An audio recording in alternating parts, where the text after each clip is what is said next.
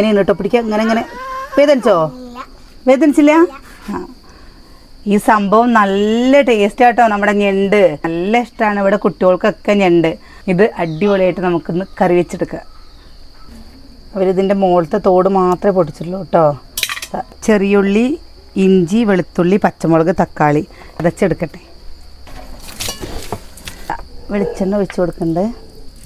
ഇഞ്ചി, വെളുത്തുള്ളി, പച്ചമുളക്, ചെറിയുള്ളി ചതച്ചത്, തക്കാളി, മഞ്ഞൾപ്പൊടി, മുളക് പൊടി, മല്ലിപ്പൊടി ഇട്ട് കൊടുക്കണ്ടേ.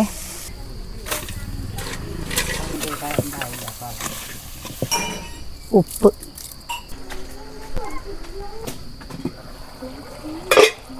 കുരുമുളക് പൊടി ഇട്ട് കൊടുക്കണ്ടേ.